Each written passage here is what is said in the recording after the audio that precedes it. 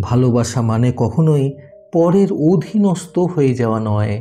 বন্ধুরা, এই অসাধারণ প্রসঙ্গটাকে কেন্দ্র করে আজকে আমি আপনাদের প্রকাশ আর তুলিকার সুন্দর একটি গল্প শোনাবো।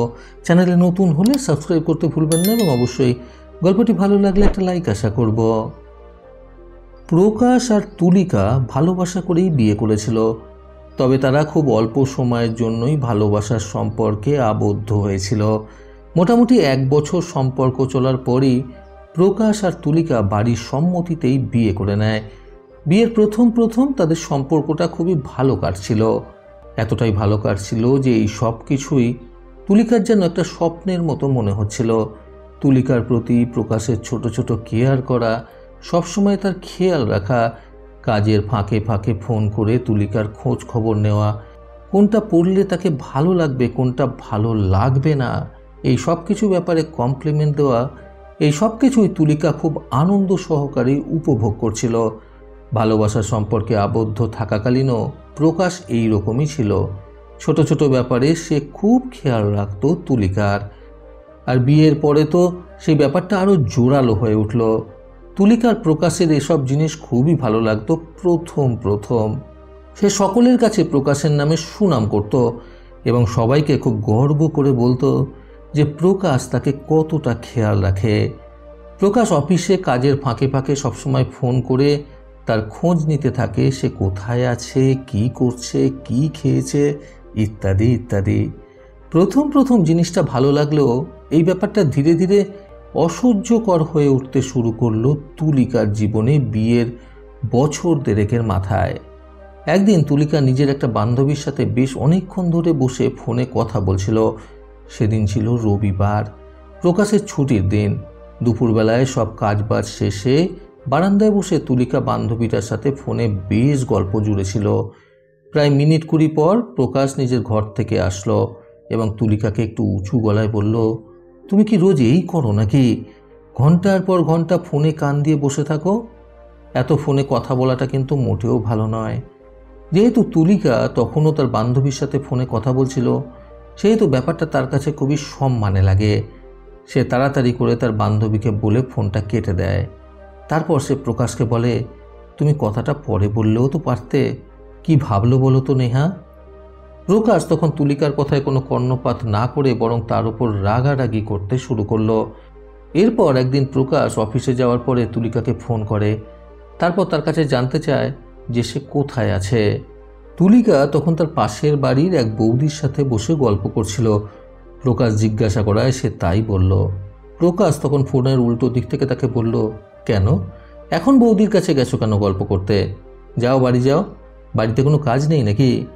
তুলিকা তখন আর ফোনে প্রকাশকে কিছু বলে না। সে বাড়ি চলে আসে এবং যথারীতি তার কাজ করতে শুরু করে। এই করতে করতে তাদের মধ্যে মাঝে মধ্যেই তুমুল ঝগড়া হতে শুরু হয়। এরপর একবার তুলিকা বাজারে গিয়েছিল বাজার করতে। প্রকাশ অফিসে যাওয়ার পর আবারও তুলিকাকে ফোন করে এবং জানতে চায় যে সে কি করছে এখন। তুলিকা তখন বলে সে বাজার করতে এসেছে। এটা শোনার পর প্রকাশ তার ওপর খুব রেগে যায় এবং তাকে বলে, আমি বলেছি না আমাকে জিজ্ঞাসা না করে তুমি বাড়ি থেকে কোথাও বেরোবে না? আর তাছাড়া তোমার বাজারে যাওয়ার দরকারটাই বা কী আছে? আমি তো আসার সময় বাজার করে আনতাম। এই শোনো তুলিকা, আমি তোমাকে যেখানে বলবো সেখানে যাবে, আর যেখানে বলবো না সেখানে যাবে না, মনে থাকবে? এই বলে প্রকাশ ফোনটা কেটে দেয়। এই নিয়ে বেশ কিছুদিন ধরে ঝগড়াঝাটি শুরু হয়। তুলিকা প্রত্যেকবারই অ্যাডজাস্ট করে চলার চেষ্টা করত, কিন্তু প্রকাশের এই স্বভাবটা দিন দিন বেড়েই চলছিল। একবার প্রকাশ আর তুলিকা শপিং করতে গিয়েছিল। তুলিকার একটা শাড়ি কেনার কথা ছিল। তুলিকার হলুদ রঙটা খুব প্রিয়, সেটা প্রকাশ খুব ভালো মতোই জানত। একটা হলুদ রঙের খুব সুন্দর শাড়ি দেখার পর তুলিকার সেটা পছন্দ হয় এবং সে সেটা নিতে চায়। সেই শাড়িটা দেখে প্রকাশ তাকে বলে, না তুমি হলুদ শাড়ি পরো না, ভালো লাগছে না, তুমি বরং একটা কালো শাড়ি নাও। কারণ কালো রঙটা প্রকাশের খুব পছন্দ ছিল। তুলিকা তখন প্রকাশকে বলে, না আমার তো হলুদ শাড়িটাই বেশি ভালো লাগছে, আর তাছাড়া কালোটা আমার খুব একটা পছন্দের নয়। প্রকাশ তখন তুলিকাকে ধমকিয়ে বলে, আমি বলেছি তো কালো শাড়িটা নিতে, সেটাই নেবে ব্যাস। তুলিকা তখন রাগ করে মল থেকে বেরিয়ে একা একাই বাড়ি ফিরে আসে। তুলিকার পিছন পিছন প্রকাশ বাড়ি ফিরে আসার পরে সেদিন তাদের মধ্যে খুব ঝামেলা হয়েছিল। এই ঘটনার পর একদিন তুলিকা ঘরে বসে একটা গল্পের বই পড়ছিল। বরাবরই তুলিকার গল্পের বই পড়তে খুবই ভালো লাগে। প্রকাশ তুলিকার এই শখটার কথাও জানত। ঘরে বসে তুলিকাকে বই পড়তে দেখে প্রকাশ তাকে বলে, কি সবসময় বসে গল্পের বই পড়ো বলো তো? ভালো লাগে এত গল্পের বই পড়তে? রেখে দাও বইটা, এখন রাত হয়েছে অনেক, শুতে যাবে চলো। তুলিকা তখন বলে, আমার আর একটু পড়া বাকি, পড়ে নি, তুমি যাও, আমি আসছি। প্রকাশ তখন আবারও ধমক দিয়ে তুলিকাকে বলে, চলো বলছি শুতে, এখন আর পড়তে হবে না, রাখো। আবার ঝামেলা শুরু হওয়ার ভয়ে তুলিকার বেশি কথা না বাড়িয়ে বইটা রেখে শুতে চলে যায়। এইভাবে ব্যাপারটা তুলিকার যেন খুবই দম বন্ধ করা মনে হচ্ছিল। তার কিছুই যেন ভালো লাগছে না। অতিরিক্ত কিছু বলতে গেলেই বা প্রতিবাদ করতে গেলেই প্রকাশ ঝামেলা শুরু করত সেটা নিয়ে।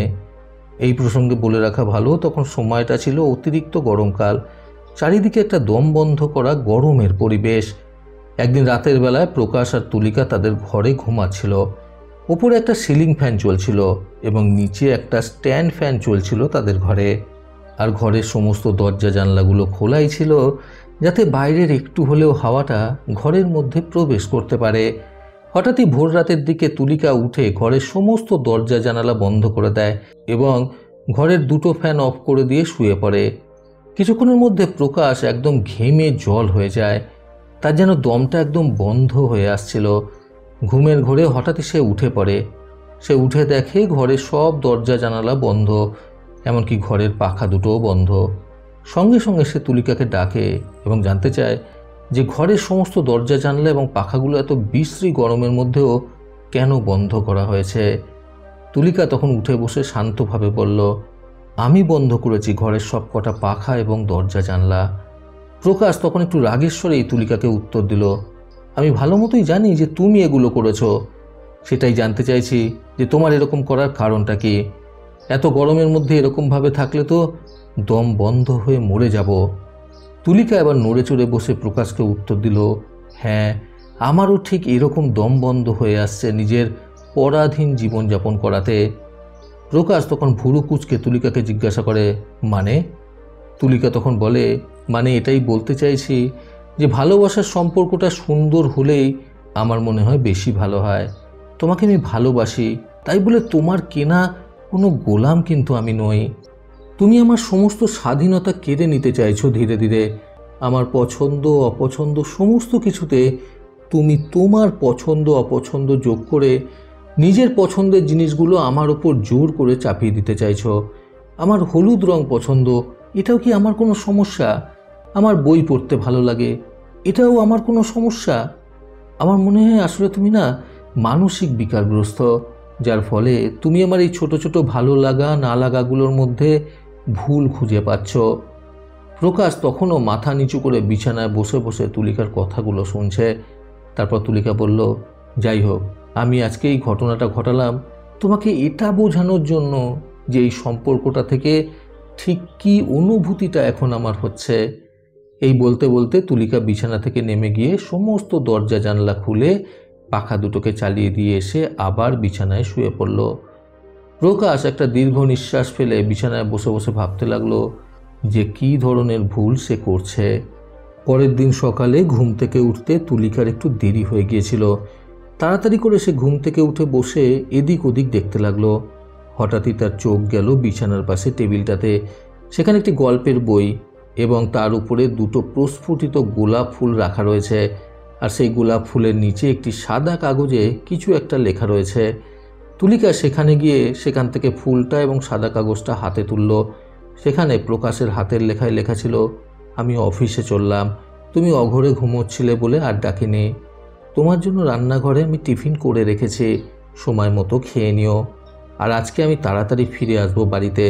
তারপর তোমার পছন্দের হলুদ শাড়ি পরিয়ে তোমাকে নিয়ে একটি গল্পের বইয়ের দোকানে যাব। সেখানে গিয়ে তোমার দুটি হাত ভরে গল্পের বই কিনে দেব। তারপর সেখান থেকে তোমার পছন্দের খাবারও খেতে যাব। আর হ্যাঁ, যদি তোমার ইচ্ছে না হয় তাহলে যেও না। আমি তোমার সাথে বাড়িতে বসে থেকেই শুধুমাত্র তোমার সাথে গল্প করব।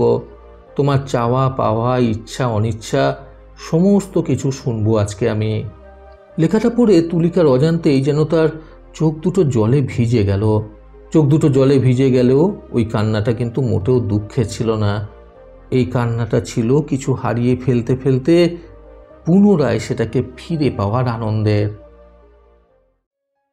বন্ধুরা, প্রকৃত ভালোবাসার মানে বুঝতে আজকের এই সুন্দর গল্প থেকে শিক্ষণীয় 3টি কথা সর্বদা মনে রাখুন। প্রথমত, ভালোবাসার মধ্যে কেয়ার করা, অভিমান করা, শাসন করা সমস্তটাই থাকবে। এগুলো না থাকলে কখনোই একটা ভালোবাসার সম্পর্ক পূর্ণতা পায় না। দ্বিতীয়ত, সমস্ত কিছুরই একটা নির্দিষ্ট সীমা থাকে, কাজেই সমস্ত কিছু যদি একটা সীমার মধ্যে আবদ্ধ থাকে তবেই একটা ভালোবাসা পূর্ণতা পায়। তৃতীয়ত, যদি সে সত্যি ভালোবাসার যোগ্য হয়, যদি সে সত্যি আপনাকে ভালোবেসে থাকে, তবে সে সকল পরিস্থিতিতে থেকেও নিজেকে ঠিক রাখবে এবং আপনার হয়ে থাকবে।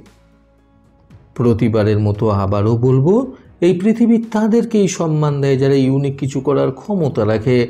সকলের সুস্থ এবং সুন্দর জীবন কামনায় প্রকৃত জীবন থেকে আমি সন্তু চক্রবর্তী আবার আসবো আগামীকাল নতুন সুন্দর শিক্ষণীয় একটি ছোট গল্পের সাথে।